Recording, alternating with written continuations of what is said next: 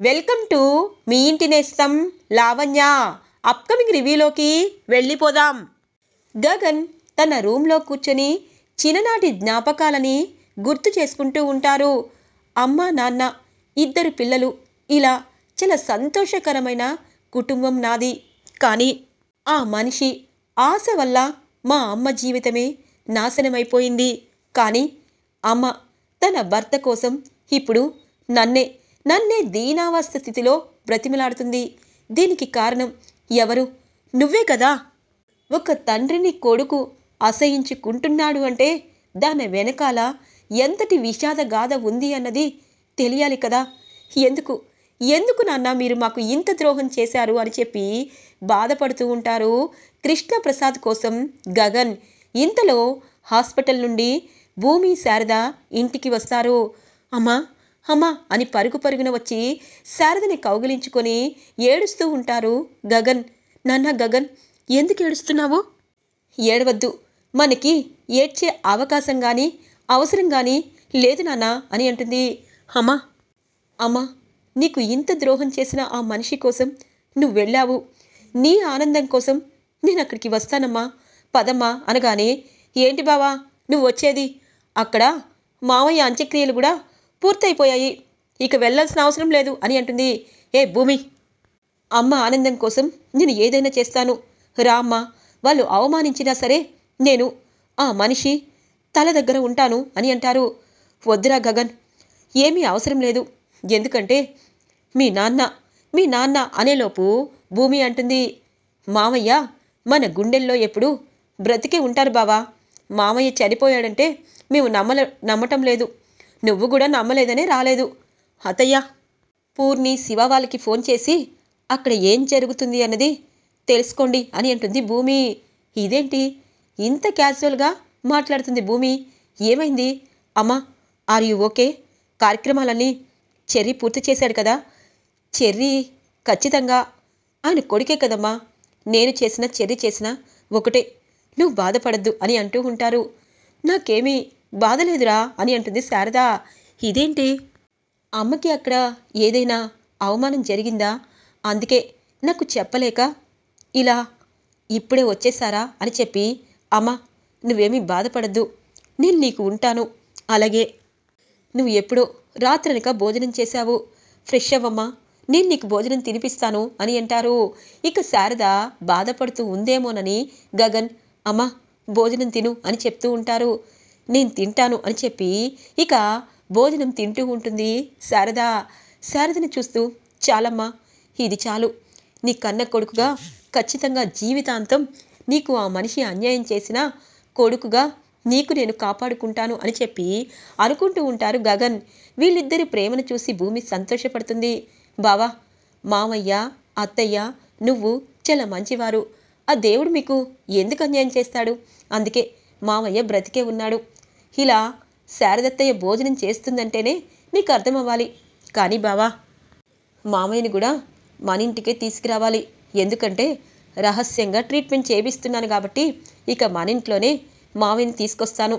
ఇక మామయ్య బ్రతికే లేడు కాబట్టి ఆ అపూర్వ దృష్టిలో అది చేసే ప్రతి కుట్రని తిప్పికొడతాను. అది ఏది చూసి అలా విర్రవీగుతుందో ఆ డబ్బునే, ఆ ఆస్తినే నాది నేను తీసుకుంటాను. అప్పుడు ఎవరికి ఏది ఇవ్వాలన్నా అది ఇవ్వలేదు. అక్కడితో తన కుట్రలు ఆపుతుంది, జైలుకి వెళ్తుంది. ఇదే బావా నేను అనుకున్నది.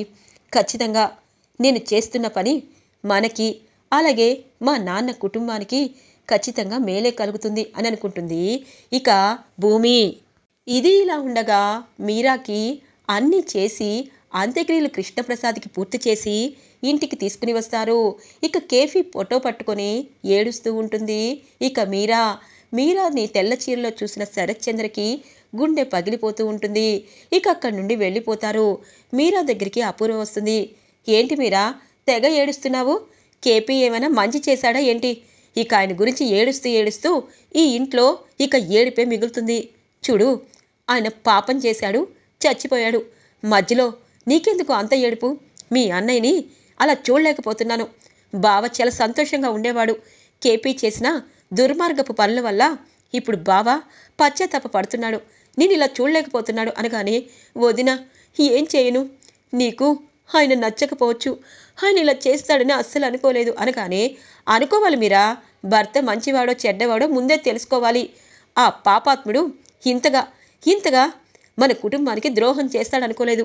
పైగా నీకింకా ద్రోహం చేశాడు. ఆ శరత్ చూసావా, కృష్ణప్రసాద్ తన భర్త నేనే మొదటి భార్యనని చెప్పి విర్రవీగుతూ ఉంటుంది కదా.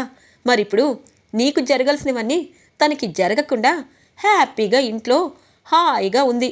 నువ్వు కూడా అలాగే ఉండు అనగానే, వదినా అని అంటుంది. ఇంతలో చెర్రీ వస్తాడు. అత్తయ్య, మా అమ్మ గురించి పెద్దమ్మ గురించి మీరు ఒక్క మాట మాట్లాడినా మర్యాదగా ఉండదు. మీరు చెయ్యవలసింది మీరు అనుకున్నట్టు అనుకున్నదంతా అయిపోయింది కదా, ఇంకా ఎందుకు మా అమ్మని ఇలా బాధ పెడుతున్నారు అని అంటారు. ఒరే చెర్రీ, మీ అమ్మకి మీ నాన్న ఎంత అన్యాయం చేశాడనేది గుర్తు చేస్తున్నాను అంతే అని చెప్పి వెళ్తూ ఉండగానే భూమి ఎదురుగా కనిపిస్తుంది. హే ఏంటే ఇంట్లోకే వచ్చేసావు, కనీసం మావయ్య మావయ్య అని చెప్పి ప్రేమ కారిపోతుంది కదా, అంత్యక్రియలకు కూడా రాని ప్రేమ బంధం మరినిది చూసావా, అప్పటిదాకా మావయ్య మీద ప్రేమ ఉన్నట్టు ఆ శారద నువ్వు కలరింగ్ ఇచ్చావు, కనీసం ఆఖరి ముఖం చూడ్డానికి కూడా ఆ గగన్ గాడు రాలేదు అంటే మీ జాతకాలు ఏంటి అన్నది అర్థమవుతుంది అనగానే, అవునా పూర్వ, మేము చాలా పెద్ద కుట్రలు చేస్తున్నాము, అందుకే ఈరోజు తేల్చుకోవడానికి వచ్చాను. నాన్నా నాన్నా అని అంటుంది. ఏంటి భూమి ఏంటి అని అంటారు. చూడండి నాన్న, నేను కూల్గా మాట్లాడి వెళ్దామని వచ్చాను. ఎందుకంటే నేను ఎప్పటికీ ఇలాంటి విషయాలు మాట్లాడకూడదు అనుకున్నాను, కానీ మాట్లాడతాను. మీరా అత్తయ్య, ఎందుకు భర్త చనిపోతే ఇలాగే ఉండాలని అనుకుంటున్నారా? మీరు కృష్ణప్రసాద్ మావయ్య ఒక్కసారి మీతో చెప్పిన బంధాల గురించి, బంధుత్వాల గురించి, ప్రేమల గురించి, ఆప్యాయతల గురించి గుర్తు చేసుకోండి. మావయ్యకి ఇలా ఉండడం అస్సలు ఇష్టం ఉండదు. అందుకే మీరు ఇంతకుముందు మీరా అత్తయ్యలాగే ఉండాలి. చెర్రీ, మావయ్యకి ఇలాంటివంటే ఇష్టం ఉండదు. అందుకే అత్తయ్యకి ఇలాంటి అడ్డగాడిది లాంటి అపూర్వ కావాలనే ఇలా చేస్తూ రాక్షసానందం పొందుతుంది. అందుకే మీరా అత్తయ్యకి అన్నీ పెట్టుకోమని నువ్వే చెప్పు చెర్రీ. అలాగే నాన్న, మీ చెల్లెల్ని ఇలాంటి పరిస్థితికి తీసుకొచ్చిన వారిని నేను ఖచ్చితంగా వదలను. ఎందుకంటే మావయ్య చావు వెనకాల చాలా పెద్ద కుట్ర ఉంది. మావయ్యని శాశ్వతంగా జైలుకి పంపించాలని ఎవరో ఆ రత్నతో మాట్లాడి మరీ మావయ్య పేరు చెప్పించారు. కానీ దానికంటే ముందు నా ఆస్తిని నాకు ఇచ్చేయండి అని అంటుంది. భూమి అని అంటారు శరత్చంద్ర. ఎస్ నాన్న, ఎందుకంటే ఏ బలం ఏ డబ్బుతో ఇక్కడ వాళ్ళు కొంతమంది విర్రవీగుతున్నారో ఆ బలాన్ని, నా ఆస్తిని నేను తీసుకుంటాను. రేపటి నుండి వాళ్ళు ఎలాంటి అడుగు వేయకుండా నేను అడ్డుకుంటాను. నా ఆస్తిని ఇమీడియట్లీగా ఇక్కడికి ట్రాన్స్ఫర్ చేయండి, లాయర్ని కూడా తెప్పించాను అనగానే, చూసావా బావా, ఆ గగన్ గాడు దీనికి ఎంత పెద్ద కొమ్ములిచ్చాడో అనగానే, ఛీ నోర్మై, బావకి మా మావయ్యకి డబ్బంటే ఆశ ఉంటే నువ్విలా విర్ర వీగేదానివి కాదు అపూర్వ. ఇలా మనుషులతో ప్రాణాలతో చెలగాట మాడేదానివే కాదు. కానీ ఒకటి మాత్రం చెప్తున్నాను, నీకు నేను అన్ని విధాలుగా చుక్కలు చూపించడం గ్యారంటీ అని చెప్పి, ఇక నాన్న, నా ఆస్తి నాకు రాసివ్వండి, కూతురు చచ్చిపోయింది, కూతురు ఇంటికి రాకూడదు అని చెప్పి ఈ మహా ఇల్లాలు చెప్తూ ఉంటే ఆవిడికి మీరు తానా అంటే తందానా ఆడుతున్నారు. అలాంటప్పుడు నేనెందుకు నా ఆస్తిని వద్దనుకోవాలి? మా అమ్మ ఈ ఆస్తిని సంపాదించి అర్ధాంతరంగా కథ ముగించేసింది. అలాంటప్పుడు ఆవిని చంపిన హంతకుల్ని నేనెందుకు వదిలేస్తాను? ఆవిడ ఆస్తితోనే ఆవిని బ్రతికిస్తాను. నా ఆస్తి నాకు ఇవ్వండి అనగానే, ఇక శరత్చంద్ర కోపంతో ఆస్తి పత్రాలన్నీ భూమి ముఖాన విసిరికొడతారు. భూమి అవన్నీ తీసుకొని పక్క నవ్వుతూ, నీకు నీ కూతురికి అస్సలు సిస్సలైన మాస్ మసాలా సినిమా రేపటి నుండి చూపిస్తాను. కేపి మావయ్య ఎలా చనిపోయాడన్నది వెలికి తీస్తాను. కానీ ఒకటి మాత్రం నిజం, ఇప్పుడు చెప్తున్నాను అపూర్వ, ఏ ఆస్తినైతే నువ్వు అడ్డం పెట్టుకొని మా నాన్నని మా అమ్మని వేరు చేసి నువ్వు నా ఇంట్లో దూరావో అదే ఆస్తితో నిన్ను రోడ్డు మీద నిలబెడతాను, బీకారిదాన్ని చేస్తాను, ముష్టి కూడా వెయ్యనివ్వకుండా నేను చేస్తాను అని చెప్పి, చెర్రీ ఇదిగో నేను ఇస్తున్నానని నువ్వు మొహమాటం పోవద్దు.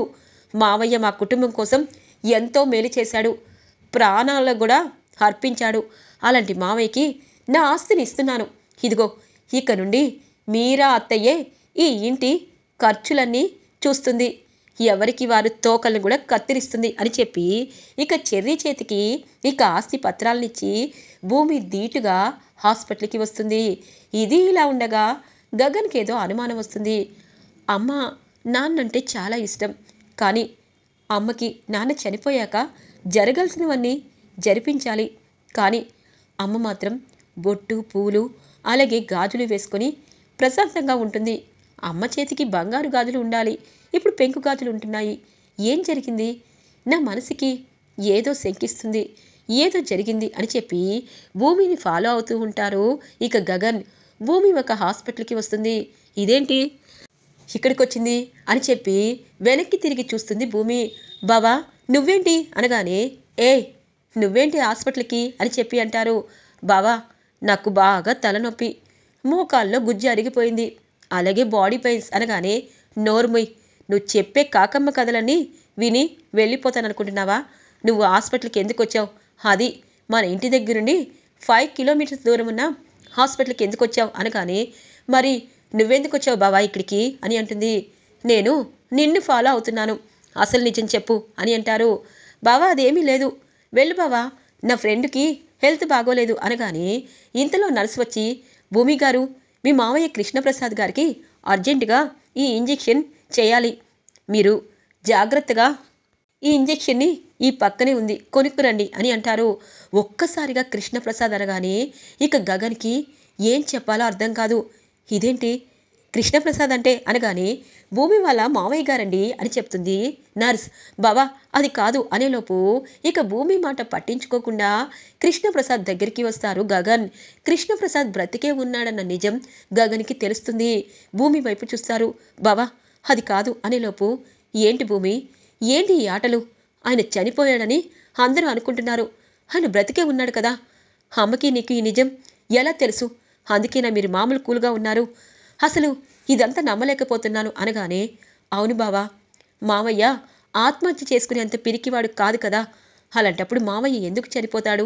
కానీ దీని వెనుకాల ఏదో ఉంది, అపూర్వ ఏదో చేసింది. ఇప్పుడు గుర్తు తెలియని డెడ్ బాడీకి చెర్రీ అంత్యక్రియలు పూర్తి చేశాడు. అసలైన మావయ్య బ్రతికే ఉన్నాడు. ఈ నిజాన్ని వాళ్ళకి చెప్పకూడదు బావా, ఎందుకంటే మావయ్య బాడీలో బుల్లెట్ దిగింది అంటే మావయ్యని ఎవరో చంపాలనుకుంటున్నారు కదా అని అంటుంది. ఓ అర్థమైంది, ఆ ఏసీపీ సూర్యగాడే వాళ్ళ నా అన్నయ్యని ఆయన చంపాడని చాలా అంటే చాలా ఫీల్ అయ్యి ఆయన చంపాలనుకుంటున్నాడేమో అనగానే, అవును బావా ఇదే నిజమవుతుంది, ఖచ్చితంగా మావయ్యని చంపాలని నిర్ణయానికి వచ్చారు. కానీ మావయ్య దేవుడి దయ వల్ల మన దగ్గర చేరుకున్నారు. మావయ్య ఏ తప్పు చేసుండడు అనగానే, ఆయన ఏ తప్పు చేశాడో లేదో నాకు తెలీదు, కానీ ఇప్పుడు ఇలా బ్రతికుండి నాటకాలు ఆడితే ఇంకా పెద్ద కేసు అవుతుంది కదా అనగానే, అవును బావా, మావయ్యకి ట్రీట్మెంట్ జరిగాక మన ఇంట్లో కొన్ని రోజులు ఉంచుకుందాము, తర్వాత అసలు నిజాలు బయట పెట్టే రోజు వస్తుంది. ఆ కెమెరా కూడా నేను కోర్టులో సబ్మిట్ చేస్తాను.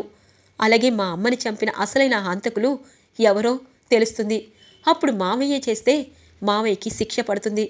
అప్పుడు నువ్వు హ్యాపీగా ఉంటావు కదా బావా అనగానే, అంటే ఇప్పుడు నన్ను కన్విన్స్ చేస్తావా అని అంటారు. అవును బావా, మావయ్యకి ఇంజెక్షన్ ఇచ్చాక ఖచ్చితంగా స్పృహ వస్తుంది. హాస్పిటల్లో ఎన్ని రోజులుంటే డౌట్ వస్తుంది. మనం ఇంటికి తీసుకువెళ్దాం బావా. ఒక్క విషయం, అత్తయ్య కోసం ఎన్నో చేస్తున్నావు, మావయ్య తప్పు చేశాడో లేదో నాకు తెలీదు. అత్తయ్య సంతోషం కోసం కృష్ణప్రసాద్ మావయ్యని మన ఇంట్లోనే జాగ్రత్తగా ఉంచుకుందాం. అసలైన నిజాలు కోర్టు వారికి చెప్పి అప్పుడు బ్రతికుందని చెప్దాము.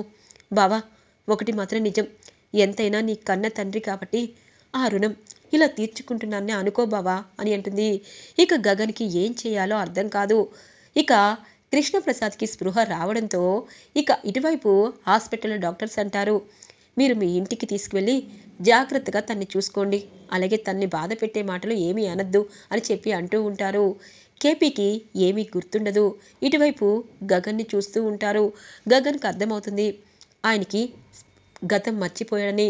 ఇక డిశ్చార్జ్ చేసి హాస్పిటల్ నుండి ఒక వారం రోజుల తర్వాత కృష్ణప్రసాద్ని శారద ఇంటికి తీసుకొస్తారు గగన్.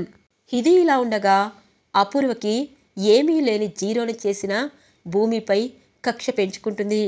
హే మీరా, ఆ డబ్బులన్నీ ఆ ఆస్తంతా నీకెందుకు, నాకివ్వు, ఆ భూమి అలాగే అంటుంది. అనగానే అత్తయ్య, భూమికి ఖచ్చితంగా మా మీద నమ్మకం ఉంది. ఇంట్లో మీరు అలాగే మావయ్య ఉండాలంటే ఉండండి, లేకపోతే వెళ్ళిపోండి. పైగా నీ కూతుర్ని తీసుకొని కూడా వెళ్ళిపోవచ్చు అని అంటారు చెర్రీ. లేదు, ఈ కుటుంబాన్ని సర్వనాశనం చేస్తాను. ఏ ఆస్తి కోసం నేను ఇప్పటిదాకా ఇన్ని హత్యలు చేశానో ఆ ఆస్తినే భూమి లాక్కుంటుందా? ఒసే భూమి, నీ అంతం చూడక తప్పదు అని అనుకుంటుంది అపూర్వ.